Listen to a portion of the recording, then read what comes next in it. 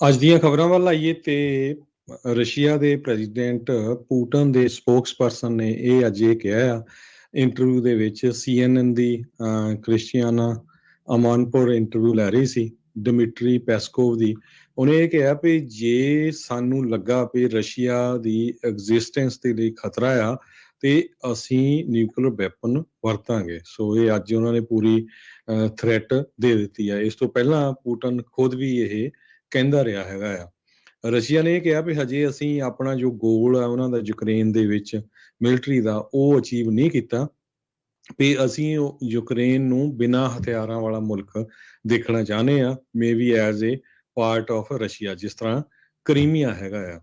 ਤੇ ਪੁਟਨ ਨੇ ਪਹਿਲਾਂ ਮੈਂ ਦੱਸਿਆ ਹੀ ਆ ਵੀ ਉਹਨੇ ਹਿੰਟ ਕੀਤਾ ਸੀ ਵੀ ਅਸੀਂ ਵੈਪਨ ਯੂਜ਼ ਕਰ ਸਕਦੇ ਹਾਂ ਜੇ ਸਾਡੇ ਮੁਲਕ ਨੂੰ ਖਤਰਾ ਹੋਇਆ।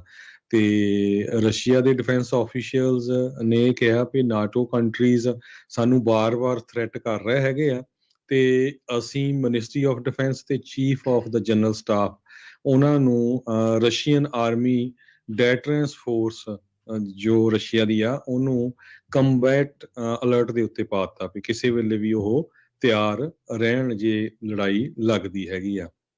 ਸਪੋਕਸਮੈਨ ਨੇ ਇਹ ਵੀ ਕਿਹਾ ਵੀ ਸਪੈਸ਼ਲ ਮਿਲਟਰੀ ਆਪਰੇਸ਼ਨ ਚੱਲ ਰਿਹਾ ਹੈਗਾ ਯੂਕਰੇਨ ਦੇ ਵਿੱਚ ਤੇ ਜਦੋਂ ਅਸੀਂ ਅਚੀਵ ਕਰ ਲਾਂਗੇ ਫੇਰ ਹੀ ਅਸੀਂ ਉੱਥੋਂ ਬਾਹਰ ਆਵਾਂਗੇ, ਪਰ ਆਪਾਂ ਯੂਕਰੇਨ ਨੂੰ ਇੱਕ ਨਿਊਟਰਲ ਕੰਟਰੀ ਚਾਹੁੰਦੇ ਆ ਬਿਨਾਂ ਕਿਸੇ ਹਥਿਆਰਾਂ ਤੋਂ।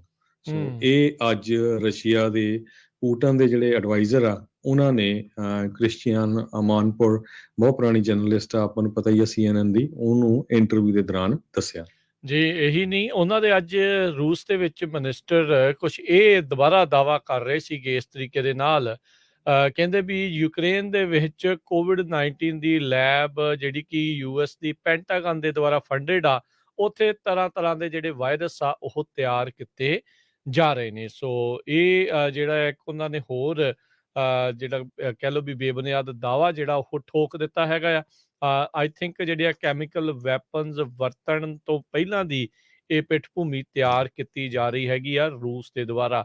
ਜਿੱਦਾਂ ਹੁਣ ਤੁਸੀਂ ਦੱਸਿਆ ਵੀ ਉਹ ਇਹ ਜਿਹੜੀਆਂ ਨਿਊਕਲੀਅਰ ਵੈਪਨਸ ਆ ਉਹਦੇ ਜਿਹੜੇ ਵਰਤੇ ਜਾਣ ਦੀ ਇਨਕਾਰ ਕਰਨ ਤੋਂ ਵੀ ਜਿਹੜਾ ਉਹ ਪਿੱਛੇ ਹਟ ਰਹੇ ਨੇ। ਕਹਿੰਦੇ ਵੀ ਜੇ ਲੋੜ ਪਈ ਤਾਂ ਇੱਕ ਹਿਸਾਬ ਦੇ ਨਾਲ ਵਰਤ ਸਕਦੇ ਆ। ਸੋ ਸਥਿਤੀ ਇੱਕ ਹਿਸਾਬ ਦੇ ਨਾਲ ਹੁਣ ਰੂਸ ਬੜੀ ਖਤਰਨਾਕ ਸਥਿਤੀ ਜਿਹੜੀ ਆ ਉਹ ਦੁਨੀਆ ਭਰ ਦੇ ਲਈ ਪੈਦਾ ਕਰ ਰਿਹਾ ਹੈਗਾ ਆ।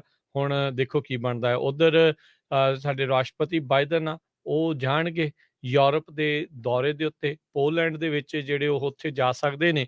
ਤੇ ਉੱਧਰ ਪੋਲੈਂਡ ਦੇ ਬਾਰਡਰ ਦੇ ਨਜ਼ਦੀਕ ਰੂਸ ਨੇ ਵੀ ਜਿਹੜਾ ਹਮਲਾ ਕੀਤਾ ਸੀ ਪੋਲੈਂਡ ਦੇ ਉੱਤੇ, ਨਹੀਂ ਪਰ ਪੋਲੈਂਡ ਦਾ ਬਾਰਡਰ ਜਿਹੜਾ ਯੂਕਰੇਨ ਦੇ ਨਜ਼ਦੀਕ ਲੱਗਦਾ ਆ ਉੱਥੇ।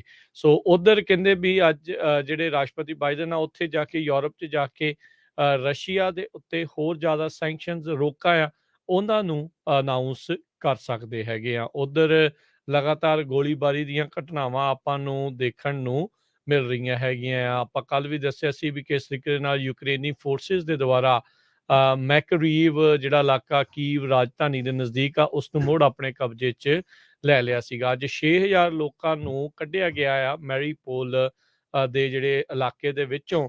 ਕਹਿੰਦੇ ਸਮੁੰਦਰ ਦੇ ਰਾਹੀਂ ਇਹਨਾਂ ਨੂੰ ਕੱਢਣ 'ਚ ਕਾਮਯਾਬੀ ਮਿਲੀ ਆ। ਯੂਕਰੇਨੀ ਅਧਿਕਾਰੀ ਕਹਿੰਦੇ ਵੀ ਇਸ ਟਾਈਮ ਫੋਕਸ ਉਹਨਾਂ ਦਾ ਇਹੀ ਚੱਲ ਰਿਹਾ ਆ ਵੀ ਮੈਰੀਪੋਲ ਚੋਂ ਵੱਧ ਤੋਂ ਵੱਧ ਲੋਕਾਂ ਨੂੰ ਉੱਥੋਂ ਕੱਢਿਆ ਜਾਵੇ। ਪ੍ਰੈਜ਼ੀਡੈਂਟ ਬਾਈਡਨ ਬੈਲਜੀਅਮ ਤੇ ਪੋਲੈਂਡ ਦੇ ਵਿੱਚ ਇਸ ਹਫ਼ਤੇ ਉੱਥੇ ਜਾਣਗੇ। ਸੋ ਕਿੱਦਾਂ ਦੀ ਸਥਿਤੀ ਜਿਹੜੀ ਉੱਥੇ ਬਣ ਸਕਦੀ ਹੈਗੀ ਆ, ਇਹ ਇੱਕ ਵੱਡੀ ਜਿਹੜੀ ਗੱਲ ਹੋਊਗੀ। ਕਿੰਨਾ ਕੁ ਸਖਤ ਸੈਂਕਸ਼ਨਸ ਹੋਰ ਜਿਹੜੀਆਂ ਰਾਸ਼ਟਰਪਤੀ ਬਾਈਡਨ ਅਨਾਊਂਸ ਕਰਨਗੇ, ਇਹ ਹੁਣ ਦੇਖਣ ਵਾਲੀਆਂ ਰਹਿਣਗੀਆਂ। ਆਪਾਂ ਜਿੱਦਾਂ ਪਹਿਲਾਂ ਵੀ ਦੱਸ ਰਹੇ ਹਾਂ ਹਰਜੋਤ ਸਿੰਘ ਜੀ ਵੀ ਰੂਸ ਦੇ ਰਾਸ਼ਟਰਪਤੀ ਦੀ ਜਿਹੜੀ ਪਿੱਠ ਆ ਉਹ ਹੁਣ ਚੰਗੀ ਤਰ੍ਹਾਂ ਕੰਧ ਦੇ ਨਾਲ ਲੱਗੀ ਆ ਤੇ ਕਾਰਨਰਡ ਕਹਿੰਦੇ ਆ ਵੀ ਜਦੋਂ ਕੋਈ ਇੱਦਾਂ ਹੋਇਆ ਹੁੰਦਾ ਆ ਤੇ ਕਿਸੇ ਵੀ ਤਰੀਕੇ ਦਾ ਉਹ ਫੈਸਲਾ ਆ ਉਹ ਲੈ ਸਕਦਾ ਆ।